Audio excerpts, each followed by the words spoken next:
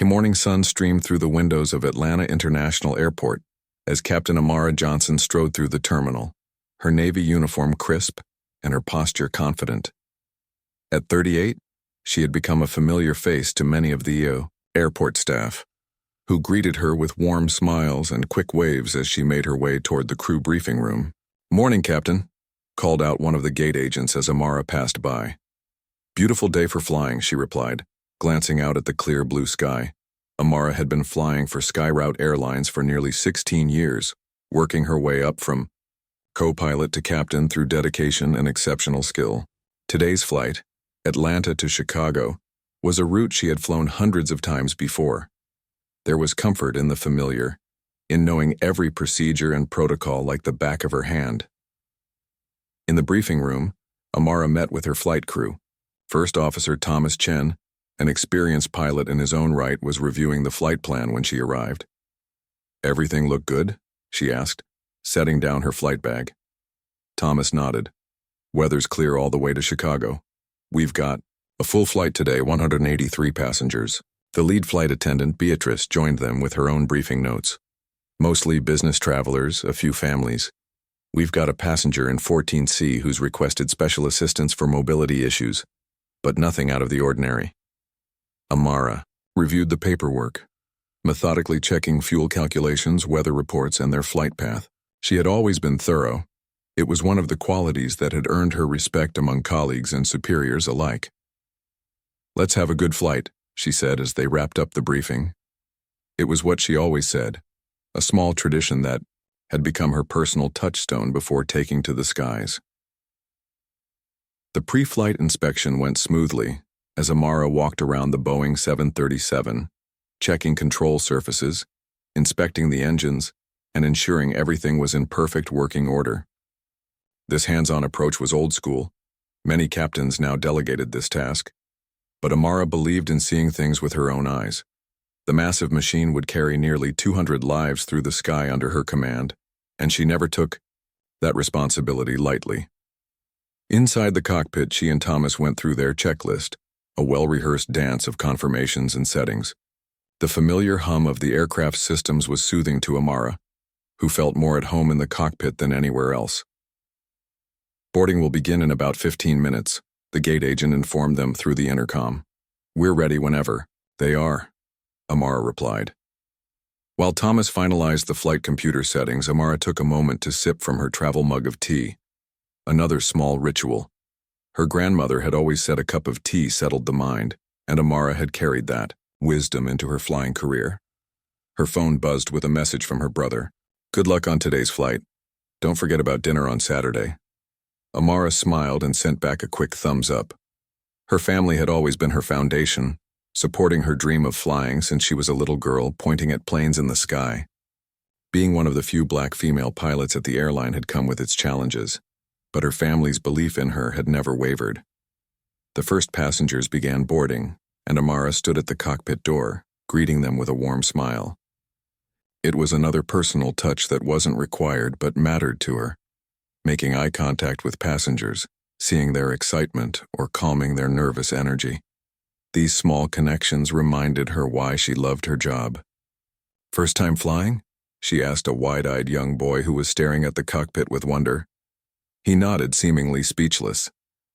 "Well, you're in for a treat," she said, handing him a small pilot's wing pin from her pocket. "We've got the best views up here." The boy's face lit up as he clutched the pin, showing it excitedly to his mother. Boarding continued smoothly until Amara noticed a commotion halfway down the jetway. Beatrice, the lead flight attendant, was speaking with an elderly man who appeared to be in distress. Amara watched for a moment, trying to assess if it was a situation she needed to address, when Beatrice caught her eye and gave a subtle nod that they might need assistance. "Thomas, I'm going to check something out," she said, stepping away from the cockpit. As she approached, she could see the passenger was an older gentleman, perhaps in his 70s, leaning heavily on a cane. His face was pale and drawn with pain. "Everything okay here?" Amara asked. Beatrice turned with relief. "Captain, this is Mr. Washington. He has a medical condition that makes sitting upright for long periods extremely painful. He was hoping for an upgrade to first class for more room, but we're completely full today. The man looked embarrassed by the attention. I don't want to cause any trouble, he said, his voice strained. My doctor usually writes me a note for these situations, but my appointment was canceled this week. I can manage. But Amara could see that he was already uncomfortable, and they hadn't even taken off. The flight to Chicago was nearly 2 hours. It would be a miserable journey for him. What helps most with your condition, Mr. Washington? She asked. Lying flat, he admitted. I had back surgery last month, and sitting upright puts pressure on my spine. I didn't realize how difficult it would still be to travel, Amara thought quickly. The flight was full, so there were no extra seats to rearrange passengers. First class was booked solid. She had seen the manifest. Her eyes drifted to the front of the plane, to the cockpit where she'd been preparing for takeoff moments earlier, and an idea formed in her mind. Beatrice, could you help Mr. Washington to a seat temporarily? I need to make a quick call. Amara stepped aside and called the operations center, explaining the situation and her proposed solution. There was a pause on the other end of the line. You want to give up your command of this flight? The scheduler asked, surprised. Yes. We have a relief pilot on standby today, correct? Have them take the return leg and I'll pick up another flight later. This passenger needs the pilot's rest cabin. Modern long-haul aircraft included small rest areas for crew members during extended flights. While this 737 had only a simple rest seat that could recline almost flat, it would be far better than a standard seat for someone with back issues.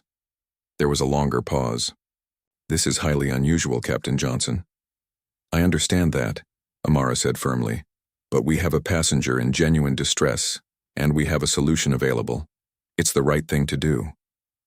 After getting approval, Amara returned to where Mr. Washington waited, visibly uncomfortable despite Beatrice's efforts to make him comfortable in a standard seat. Mr. Washington, I think we have a solution for you, Amara said. I'm going to have First Officer Chen take command of this flight, and you can use our crew rest area, which reclines almost completely flat. The man looked up in surprise. But won't you need that? Not as much as you do today, she said with a gentle smile. I can't possibly accept. Please, Amara insisted. It would be my honor to help you travel comfortably. The relief in his eyes was immediate and profound. Thank you, he said, his voice thick with emotion. You don't know what this means. What Amara didn't notice as she helped Mr. Washington toward the front of the plane was the attentive gaze of a well-dressed passenger in seat 2A. The woman, with silver-streaked black hair and keen eyes, watched the entire interaction with great interest, though she made no move to identify herself to anyone. Back in the cockpit, Thomas was surprised by Amara's decision. Are you sure about this? He asked quietly. You're giving up your flight. I'm sure, Amara replied, gathering a few personal items from her seat. You're more than capable of taking command. I've already cleared it with operations, and they'll arrange another flight for me later today. That's going above and beyond. Amara, she shrugged. It's what anyone would do. But they both knew that wasn't true. Many would have expressed sympathy and continued with their duties. Few would have given up their seat, their command, their schedule for a stranger in need. As Amara helped Mr. Washington settle into the crew rest area, showing him how to recline the seat and where to find the call button if he needed assistance, she felt a deep sense of satisfaction. This was what flying meant to her, not just operating an aircraft, but caring for the people that aircraft carried. The flight attendants will check on you regularly, she assured him, and I'll make sure someone helps you deplane in Chicago. I don't know how to thank you properly, Mr. Washington said, already looking more at ease as he reclined in the seat.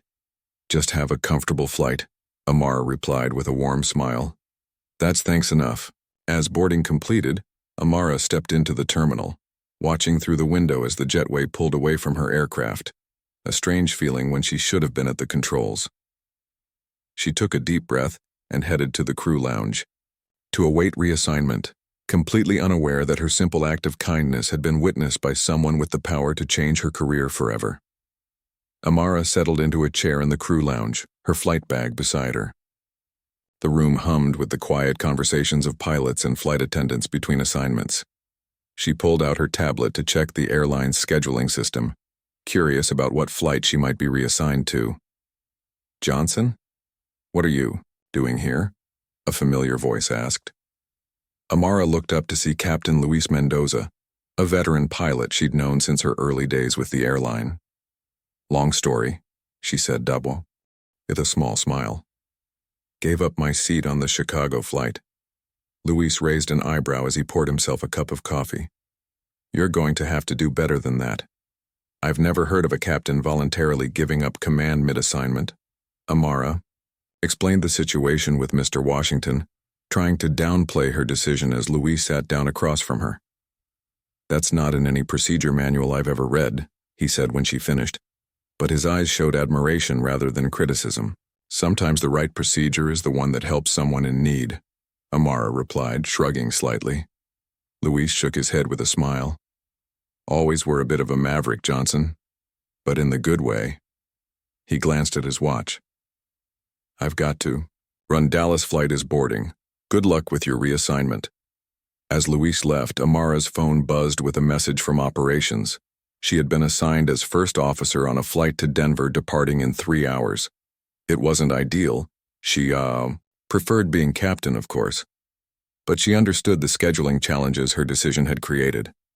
"First world problems," she murmured to herself, thinking of Mr. Washington and his pain. A temporary demotion to first officer was nothing compared to what he was dealing with. She decided to use her unexpected free time to call her niece, who had recently expressed interest in becoming a pilot.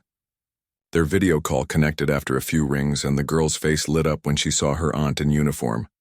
"Aunt Amara, aren't you supposed to be flying right now?" "Change of plans," Amara said, "which gives me time to check in on my favorite, future pilot. How was that science project?" They chatted for 15 minutes about school, flying, and the challenges of pursuing dreams. Amara never sugarcoated the difficulties, the years of training, the expense, the barriers that still existed for women of color in aviation. But she always emphasized that determination could overcome them. "The sky doesn't care what you look like," she told her niece, repeating the mantra that had carried her through tough times. "It only cares if you respect it." After ending the call, Amara grabbed a quick lunch in the terminal, watching planes take off and land through the massive windows. Even after all these years, the sight still filled her with wonder. She checked her watch, still 2 hours before her Denver flight, and decided to walk the terminal to stretch her legs. Meanwhile, aboard the Chicago-bound flight, Mr. Washington had settled comfortably in the crew rest area. The seat, while not completely flat, reclined enough to relieve the pressure on his spine. A flight attendant had brought him a pillow and blanket, and the pain medication he'd taken before boarding was finally starting to work. In seat 2A, the silver-haired woman who had observed Captain Johnson's act of kindness was reviewing documents on her tablet. Eliza Reynolds had founded Skyroute Airlines 30 years earlier, with a single plane and a vision of an airline that treated passengers like people, not cargo. Now in her 70s, she still made unannounced visits on random flights, seeing firsthand how her company operated when no one knew the boss was watching. Today's observations had been particularly interesting. Eliza had witnessed many acts of professional courtesy over the years, but Captain Johnson's selfless decision stood out. It wasn't made for show or recognition. The captain had simply identified a problem and fixed it, even at personal cost. Eliza made a note in her tablet, then returned to reviewing quarterly reports. She would look into this Captain Johnson further when she returned to headquarters. Back in Atlanta, Amara had wandered into one of the terminal's small bookshops, browsing through the aviation section out of habit. Her fingers traced the spine of a new biography of Bessie Coleman, the first African-American woman to earn a pilot's license. Coleman had traveled to France for her training in 1921 because no American flight schools would accept her, a reminder of how far things had come and how far they still had to go. "Excuse me, aren't you a pilot?" asked a young voice. Amara turned to see a girl, perhaps 10 years old, looking up at her uniform with wide eyes. "I am," Amara replied with a smile. "I didn't know girls could be pilots," the child said with genuine surprise. Amara knelt down to eye level with the girl. "Not only can we be pilots, we can be excellent pilots. Is that something you'd like to do someday?" The girl nodded enthusiastically. "I love planes, but my brother said it's for boys." "Well, your brother is mistaken," Amara said gently. "The sky is for everyone brave enough to reach for it." The girl's mother approached, looking slightly embarrassed. "I'm so sorry if she's bothering you." "Not at all," Amara assured her. "We're just discussing future career options." "She's a pilot, Mom. A real one," the girl exclaimed. The mother smiled. "That's wonderful. Lisa has been airplane crazy since she was tiny." "It's a wonderful career," Amara told them both. "Challenging, but worth every minute." After chatting for a few more minutes and suggesting some age-appropriate books on aviation, Amara bid them goodbye. The encounter had brightened her day. She remembered all too well being that little girl, looking up at the sky and being told certain dreams weren't for people who looked like her. As she walked toward her departure gate for the Denver flight, her phone rang. It was the scheduling office. "Captain Johnson? There's been another change to your assignment," the scheduler said. "We need you to take command of Flight 1857 to San Francisco. Captain Patel has a family emergency." "San Francisco?" Amara checked her watch. "What's the departure time?" 45 minutes. "I know it's tight, but you're the only captain available with the proper qualifications for that aircraft type." "I'll be there," Amara said, already changing direction toward the new gate. When she arrived, the first officer, a young man named David Kim, looked relieved to see her. "Thank goodness," he said. "They told me they were scrambling to find a captain. I was afraid we'd have to delay." "Looks like I'm exactly where I'm needed today," Amara said, setting down her flight bag and immediately beginning her pre-flight procedures. As they prepared the cockpit together, David mentioned he was relatively new to this aircraft type. "Don't worry," Amara assured him. "We'll take it step by step. That's how I learned too." By the time passengers began boarding, they had established a good rapport. Amara stood at the cockpit door, greeting people with the same warm smile she'd had that morning, though it felt like days ago now. An elderly couple paused as they entered. "Are you the pilot?" the woman asked. "I am," Amara confirmed. "Captain Johnson, welcome aboard." "Thank goodness," the woman said, clutching her husband's arm. "I always feel safer when there's a woman in charge. More careful, you know." Amara chuckled. "We'll take good care of you today."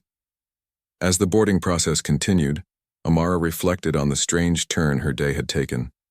If she hadn't given up her Chicago flight, she would never have been available for this San Francisco route. The airline's complex scheduling system had rerouted her across the country, all because she'd made a simple choice to help someone in need. In Chicago, Flight 302 from Atlanta was touching down. Mr. Washington had managed to sleep for most of the journey, the crew rest area providing enough comfort to ease his pain.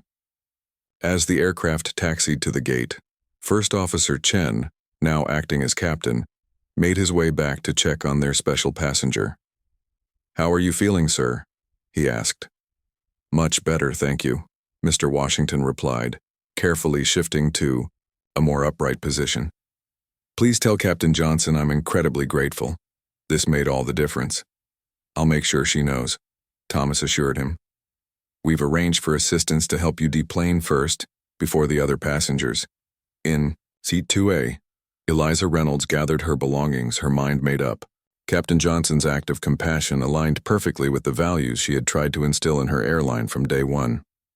Such behavior deserved recognition, not just personal praise, but institutional acknowledgement. She had been looking for ways to improve passenger experience for those with medical needs, and perhaps this incident could spark something new. As Amara's San Francisco flight reached cruising altitude, she felt a deep sense of contentment. The day had not gone as planned, yet somehow it had gone exactly right. She had helped someone in need, inspired a young girl, and now was flying a beautiful aircraft toward the California coast. The sky stretched endlessly blue ahead of them, a reminder of why she had fallen in love with flying in the first place. Perfect weather all the way to San Francisco, David commented, checking the radar display. Perfect indeed, Amara agreed, unaware that her simple act of kindness that morning was already creating ripples that would soon come back to her. Ripples that would change not just her career, but potentially the experiences of countless passengers in the years to come. 3 days after her unexpected change of schedule, Amara was back in Atlanta, finishing up the paperwork from her morning flight. The past few days had been busy with back-to-back assignments, leaving her little time to think about the passenger she had helped earlier in the week. She hoped Mr. Washington had made it to his destination comfortably, and that the rest of his journey had gone well. Captain Johnson? A voice interrupted her thoughts. Amara looked up to see Diane from the administrative office standing at the door of the crew room. Yes? You've been requested for a meeting in conference room A. They're waiting for you now. Amara frowned slightly. Unscheduled meetings were rarely good news in the airline business. Had some. Eon complained about her giving up her seat? It had been unorthodox, but she'd gotten proper approval. Did they say what it's about? She asked, gathering her things. No, just that it's important, Diane replied with an apologetic smile. As Amara made her way to the conference room, she mentally reviewed the past few days, searching for anything that might have prompted this meeting. Her flights had gone smoothly. There had been a minor mechanical delay in Denver, but that was hardly her fault. She took a deep breath before opening the door to conference room A. Inside, she found a small group of people seated around the table. She recognized Jerry Wilson, the regional director of flight operations, and Patricia Okafor, the head of pilot training. But it was the older woman at the head of the table who drew her attention, someone Amara had seen in company newsletters, but never in person. Captain Johnson, thank you for joining us, Jerry said, standing to greet her. I believe you know Patricia, and this is Eliza Reynolds. Amara tried not to look surprised. Everyone at Skyroute Airlines knew who Eliza Reynolds was, the founder of the company, though she had stepped back from day-to-day operations years ago. What was she doing in a meeting about Amara? It's an honor to meet you, Ms. Reynolds, Amara said, extending her hand. Eliza's handshake was firm despite her age. The honor is mine, Captain. Please have a seat. Amara sat down, still puzzled about the purpose of this meeting. Was she being reprimanded? Promoted? Let go? The presence of the company's founder made no sense for any of those scenarios. I'm sure you're wondering why you're here, Eliza said, her eyes sharp and observant. 3 days ago, you gave up your seat on Flight 302 to Chicago to accommodate a passenger in distress. Ah. So this was about that decision. Yes, ma'am. Amara confirmed. Mr. Washington had back problems and needed to recline. We had no available first-class seats, so I offered him the crew rest area, which meant giving up command of your flight, Jerry added. His tone was neutral, giving Amara no clue whether this was viewed positively or negatively. It seemed like the right thing to do at the time, Amara said simply. He was in considerable pain. Eliza studied her for a moment. What you don't know, Captain Johnson, is that I was on that flight. Amara blinked in surprise. You were on Flight 302? Seat 2A, Eliza confirmed with a small smile. I make a habit of taking random flights on my own airline. It helps me see what's really happening, not just what people think I want to see in reports. Amara wasn't sure how to respond to this revelation. Had she unknowingly been under evaluation? I observed the entire interaction, Eliza continued. You didn't simply pass the problem to someone else. You found a creative solution, even though it inconvenienced you personally. That's exactly the kind of thinking I tried to build this airline on 30 years ago. The tension in Amara's shoulders began to ease. This wasn't a reprimand after all. Thank you, she said. But really, anyone would have. No, Eliza interrupted gently. Not anyone would have. Most would have expressed sympathy and continued with their duties. What you did was exceptional, and it got me thinking about how we handle passengers with medical needs. Jerry opened a folder in front of him. We've been looking at our procedures for passengers with medical conditions that don't quite meet the threshold for official accommodations but still cause significant discomfort during flight. It's a gap in our service, Patricia added. We have good systems for passengers with documented disabilities, but less so for temporary conditions or situations where proper documentation isn't available. Eliza leaned forward. After witnessing your actions, I asked our team to develop a new program. We're calling it the Compassionate Care Initiative. It will provide additional training and resources for our crews to better accommodate passengers with medical needs, even when those needs arise unexpectedly. Amara nodded, genuinely pleased to hear this. That sounds wonderful. I've encountered similar situations before, though not usually as severe as Mr. Washington's. Which brings us to why you're here, Eliza said. We would like you to help develop this program and serve as its first director. Amara stared at her in surprise. Me? But I'm a pilot, not an administrator. Exactly, Jerry said. You understand flight operations, crew constraints, and aircraft limitations. But you also clearly understand the human element of our business. That combination is precisely what this initiative needs. You would still fly regularly, Patricia clarified. But you'd also work with our training department to develop protocols and train other crew members. It would be a part-time administrative role with appropriate compensation adjustments. Amara's mind raced.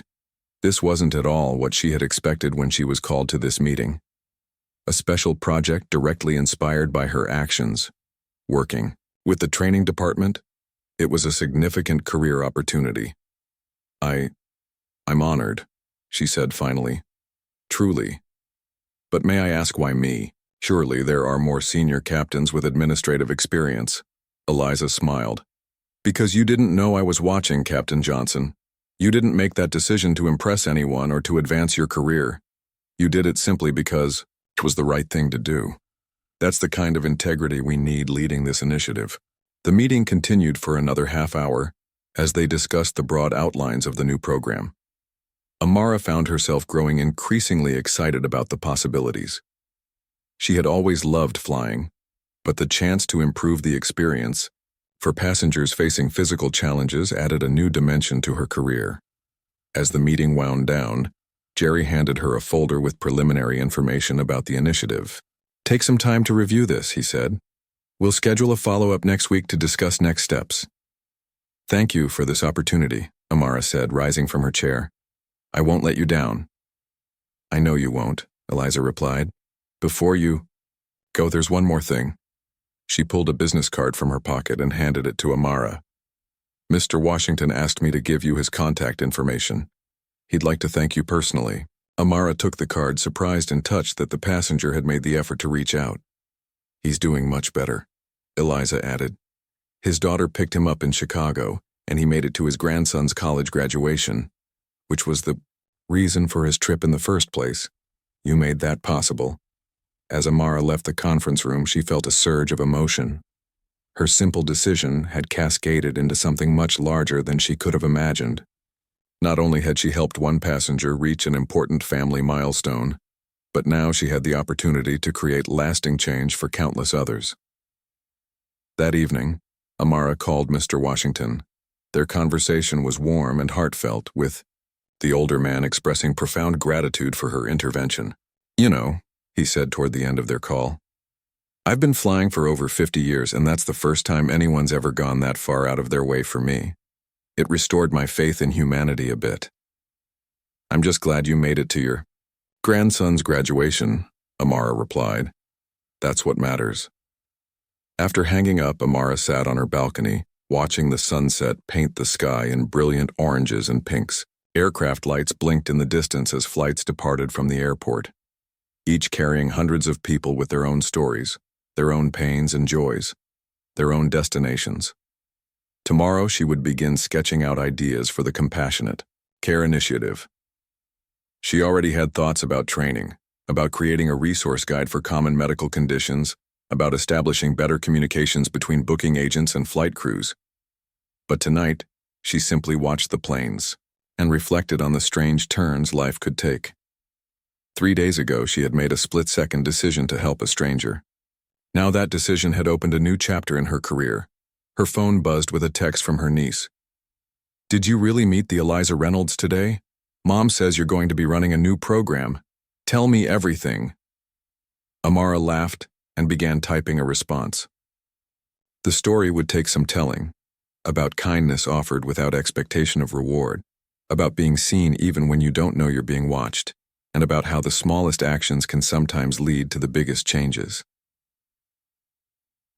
In the sky, above, a Skyroute Airlines plane banked gently toward the western horizon, carrying its precious cargo of human lives, each with their own story, each deserving of care and consideration. Amara watched until it disappeared into the gathering dusk, feeling more connected than ever to her profession and its purpose. 6 months had passed since Amara's unexpected meeting with Eliza Reynolds. Spring had given way to summer, then fall, and now the first hints of winter were in the air as Amara made her way through Atlanta International Airport. She nodded to familiar faces as she passed. After nearly 17 years with Skyroute Airlines, the airport felt as much like home as her actual apartment. Today was special, though. Today marked the official launch of the Compassionate Care Initiative, the program born from her simple act of kindness half a year earlier. "Captain Johnson," called a voice from behind her. Amara turned to see Beatrice, the flight attendant who had been working with her the day she gave up her seat for Mr. Washington. "I heard today's the big day," Beatrice said, falling into step beside her. "The whole cabin crew is talking about it." "Word travels fast," Amara replied with a smile. "But yes, we're rolling out the program. Fleet-wide starting today." "I've already been through the training," Beatrice told her. "It's going to make a huge difference. Last month I had a passenger with severe anxiety, and I was able to use some of those new techniques you developed.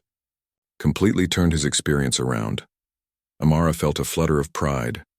The past 6 months had been a whirlwind of activity, developing training materials, working with medical consultants, testing new procedures on selected routes, all while maintaining her regular flying schedule. There had been countless meetings, late nights poring over feedback, and moments of doubt when the bureaucratic hurdles seemed insurmountable. But stories like Beatrice's made it all worthwhile.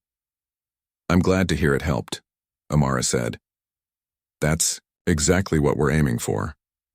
They parted ways at the terminal junction, Beatrice heading to her flight and Amara continuing toward the conference room where the launch event would be held. She'd been asked to give a short speech, something that still made her nervous despite her confidence in the cockpit. Flying a multi-million-dollar aircraft through turbulence somehow felt less intimidating than speaking to a room full of people. When she arrived, the conference room was already filling with airline staff, from executives in business attire to pilots and flight attendants in uniform. Jerry Wilson spotted her and waved her over. "The woman of the hour," he said warmly. "Ready for your big moment?" "As ready as I'll ever be," Amara replied, adjusting her uniform jacket slightly. "Is Ms. Reynolds here?" "Not yet, but she confirmed she's coming. You know how she likes to make an entrance." In the 6 months since their first meeting, Amara had come to know Eliza Reynolds much better. Despite her age and status, the airline's founder remained sharply intelligent and deeply involved with the company's culture and values. She had taken a personal interest in the Compassionate Care Initiative, offering insights and occasionally challenging Amara's assumptions in ways that ultimately strengthened the program. As people continued to arrive, Amara reviewed her notes one last time. The speech was brief, focusing on the practical benefits of the initiative rather than her own role in its creation. That had been her preference, to keep the spotlight on the program itself, not on her. A stir near the door announced Eliza's arrival. Despite being in her 70s, she moved with purpose, stopping to greet various staff members as she made her way through the room. When she reached Amara, she clasped both her hands warmly. "Today's the day," she said, her eyes bright with satisfaction. "How are you feeling?" "Nervous," Amara admitted, "but excited too." "Nervous is good," Eliza said. "It means you care about getting it right." The room quieted as Jerry stepped to the podium to begin the event. He welcomed everyone and gave a brief overview of how the Compassionate Care Initiative had developed, diplomatically avoiding specific mention of Amara giving up her seat at her request, and instead focusing on the airline's commitment to passenger well-being. "And now," he said, "I'd like to invite the driving force behind this initiative, Captain Amara Johnson, to say a few words about the program and what it means for our passengers." A round of applause accompanied Amara to the podium. She took a deep breath and looked out at the assembled faces, colleagues, mentors, friends, all waiting to hear what she had to say. "Thank you all for being here today," she began. "The Compassionate Care Initiative represents something I believe we all strive for, treating our passengers not just as customers, but as people with unique needs and challenges." As she continued, her speech explaining the key components of the program, enhanced training for all customer-facing staff, new protocols for identifying and addressing medical needs, improved communication systems between booking agents and flight crews, she saw nods of approval and understanding throughout the audience. "This isn't about creating extra work," she emphasized. "It's about giving us the tools and authority to make compassionate decisions in the moment, to recognize when someone is struggling and to have clear pathways to help them." She glanced down at her notes, then decided to go off script for her conclusion. "When I started with SkyRoute 17 years ago, a senior captain told me something I've never forgotten. He said, 'We're not just moving people from one place to another. We're moving people through important moments in their lives. Weddings, funerals, job interviews, medical treatments, reunions, goodbyes. Our passengers aren't just in our care for a few hours. They're trusting us with a piece of their life journey." She paused, making eye contact with various people in the room. The Compassionate Care Initiative is about honoring that trust. It's about recognizing that sometimes a small accommodation or a moment of kindness can make all the difference in someone's journey. I'm incredibly proud to have been part of developing this program, and even more proud to work for an airline that values compassion as much as efficiency. The applause as she finished was enthusiastic, with several people rising to their feet. As Amara returned to her seat, Eliza leaned over. "Beautiful," she whispered. Exactly what needed to be said. The event continued with a demonstration of the new digital tools that would help staff identify and address passenger needs more effectively. As the technical team walked through the system, Amara noticed a familiar face entering at the back of the room. Mr. Washington, looking much healthier than when she had last seen him, caught her eye and gave a small wave. Amara smiled in surprise. She hadn't known he would be here today. After the formal presentation ended and people began mingling over refreshments, Mr. Washington made his way to Amara. "Captain Johnson," he said warmly. "Ms. Reynolds invited me. Hope that's all right." "More than all right," Amara replied, genuinely pleased to see him. "You look well." "Much better," he confirmed. "The back's almost good as new. Physical therapy works wonders." They chatted for a few minutes, with Mr. Washington expressing his pride at having played a small role in the initiative's creation. "Not so small," Amara corrected him. "If you hadn't been on that particular flight on that particular day, everything happens for a reason," he said with a smile. "My grandson says I should write a thank you note to my back surgeon for messing up just enough to put me on your flight." Amara laughed. "I'm not sure that's the feedback the surgeon would want, but I appreciate the sentiment." As the event wound down, Eliza gathered a small group, including Amara and Jerry, for a more private conversation. "The launch is just the beginning," she reminded them. "The real test will be how this works in daily operations. I want weekly reports for the first month, then bi-weekly after that." "Already arranged," Jerry assured her. "We've set up a feedback system for both staff and passengers. And we'll be adjusting as we go," Amara added. "This isn't a static program. It needs to evolve based on real-world experience." Eliza nodded approvingly. "That's exactly the approach I wanted to hear." She turned specifically to Amara. "I knew I was right about you. You haven't just developed procedures, you've created something that will grow and adapt." Later that afternoon, Amara found herself in the cockpit of a Boeing 737, preparing for a flight to Boston. Despite the importance of the morning's event, She had insisted on maintaining her regular flying schedule.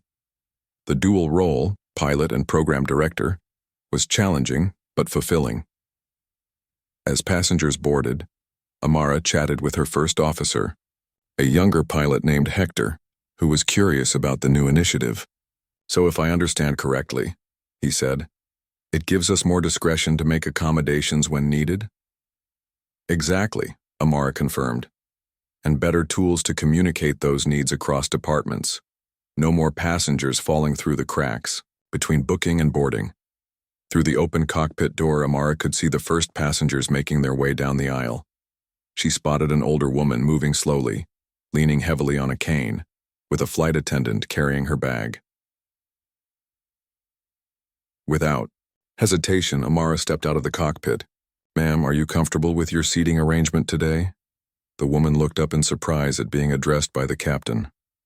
"Well, I was hoping for an aisle seat because of my hip, but they said the flight was full." Amara glanced at the flight attendant, who immediately understood. This was exactly the type of situation the new initiative was designed to address. "Let me see what we can do," the flight attendant said, already pulling out her new digital tablet to check the passenger manifest. As Amara returned to the cockpit, she felt a deep sense of satisfaction. 6 months ago, her decision to help one passenger had been an improvisation, a one-off solution to an immediate problem. Now it had become something systematic, something that would help countless passengers on countless flights. She settled into her seat and began the pre-flight checklist, her movements precise and practiced. Outside the window, ground crew loaded baggage and refueled the aircraft. Everything was routine, ordinary, and yet everything had changed. The Compassionate Care Initiative wasn't just about making accommodations for medical needs. It was about recognizing the humanity in every passenger, about seeing beyond schedules and procedures to the individual journeys taking place on every flight.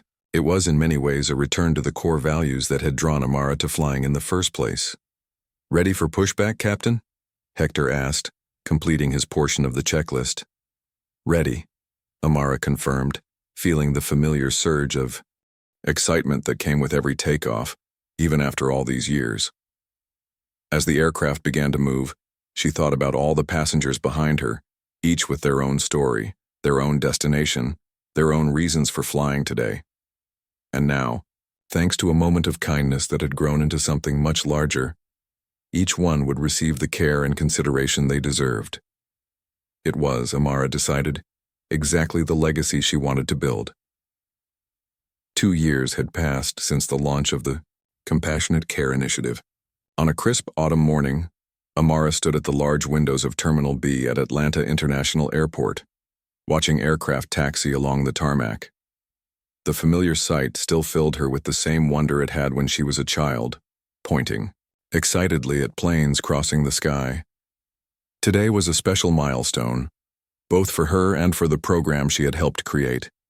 In just an hour, she would be flying the first international route specifically staffed with the full Compassionate Care team, a new evolution of the program that had started with her simple act of kindness.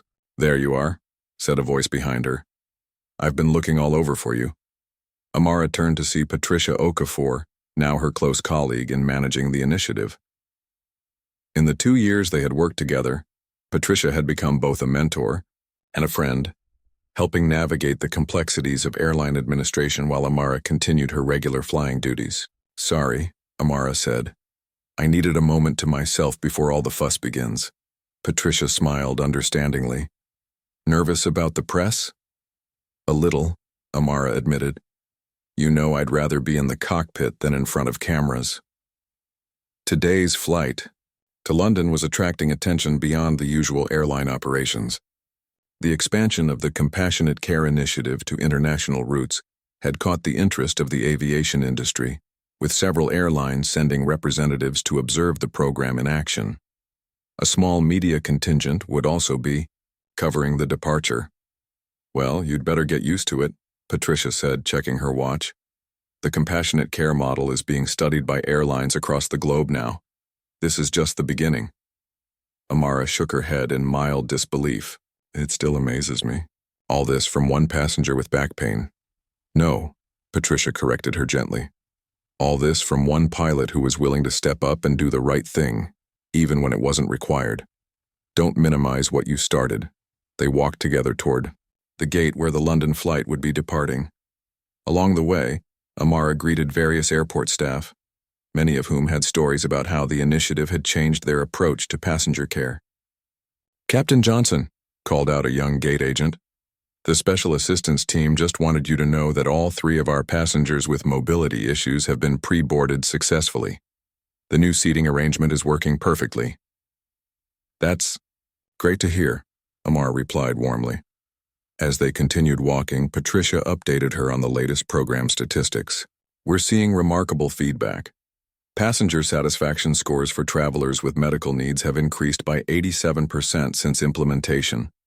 Complaint rates are down 62%. And here's the part the executives love. Loyalty rates among passengers who've benefited from the program are up 93%. So compassion is good business," Amara said with a small smile. "It always was," Patricia agreed. "It just took someone to prove it." When they reached the gate area, Amara was surprised by the number of people gathered there. In addition to the regular passengers checking in for the London flight, there was a small crowd of airline representatives, journalists, and Skyroute executives. Jerry Wilson spotted her and waved her over to where he was standing with a group of people in business attire. "Here she is," he said proudly. "Captain Amara Johnson, the heart and soul of the Compassionate Care Initiative. Amara, these are representatives from European Air, Singapore Airways, and Canadian Northern. They're all interested in implementing similar programs." Amara shook hands with each visitor, answering their questions with the same straightforward honesty that had characterized her approach from the beginning. She didn't use corporate jargon or make exaggerated claims about the program's success. Instead, she shared real stories of passengers helped and problems solved, emphasizing the practical aspects that made the initiative work. "The key," she told them, "is empowering your frontline staff. They already want to help passengers. Our job was just to remove the barriers that prevented them from doing so."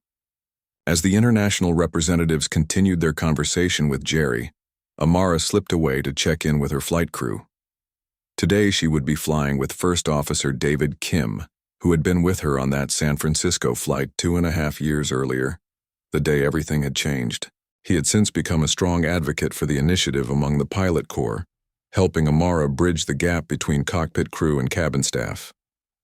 "Everything set for our VIP flight?" she asked, finding him already in the cockpit running pre-flight.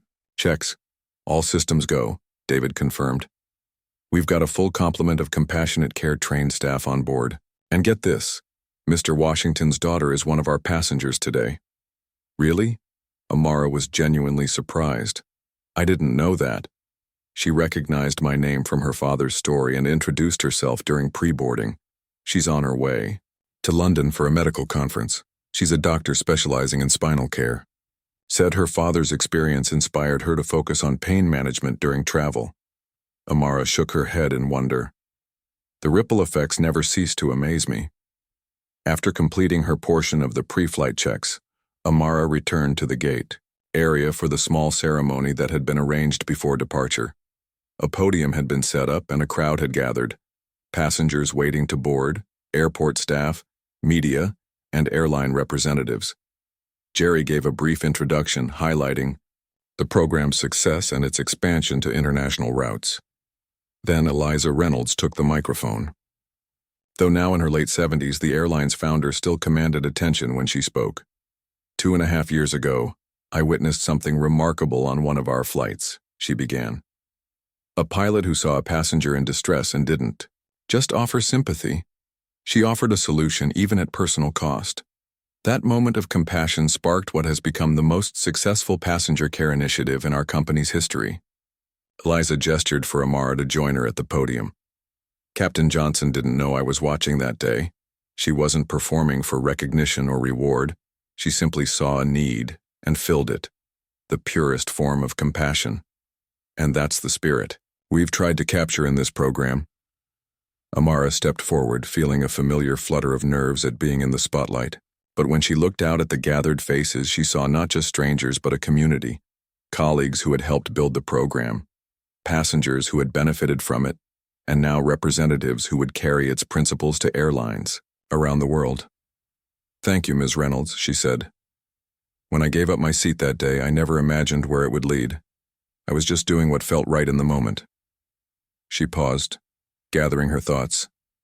That's really what the Compassionate Care Initiative is all about, empowering every member of our team to do what feels right in the moment. To see passengers as people first, with individual needs and challenges. To recognize that a small accommodation can make an enormous difference in someone's journey. Amara gestured to the gathered airline representatives. "I'm honored that other airlines are considering similar programs, because ultimately, this isn't about competitive advantage. It's about raising the standard of care across the entire industry. It's about remembering why we do what we do, not just to move people from place to place, but to be caretakers of their journey." The applause was warm and genuine.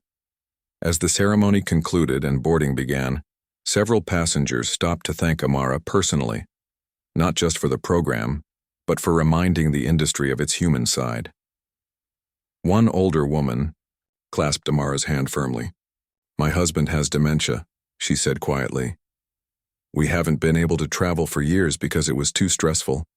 But your program, the special boarding, the trained staff who understand his condition, it's given us our freedom back. We're going to see our grandchildren in London for the first time in 5 years." Moments like these were why Amara had insisted on continuing to fly regularly, despite her growing administrative duties. The connection to passengers, to the real impact of the program, kept her grounded in what mattered most. As boarding completed, Amara made her way back to the cockpit, stopping briefly to chat with cabin crew members along the way. Each wore a small pin with the Compassionate Care emblem, a pair of wings embracing a heart, signifying their specialized training. "Ready for our first international compassion flight, Captain?" David asked as she settled into her seat. "More than ready," she replied, beginning her final pre-flight checks. As they taxied toward the runway, Amara reflected on the journey that had brought her here, from a little girl dreaming of the sky, to a young pilot breaking barriers, to the captain who gave up her seat, to the architect of a program changing the industry's approach to passenger care. Each step had led naturally to the next, though she could never have predicted the path. Through the cockpit window, the runway stretched before them, a clear path to the horizon. Amara advanced the throttles smoothly, feeling the powerful engines respond. The aircraft gathered speed, pressing her gently back in her seat, and then they were airborne, climbing into the clear blue sky.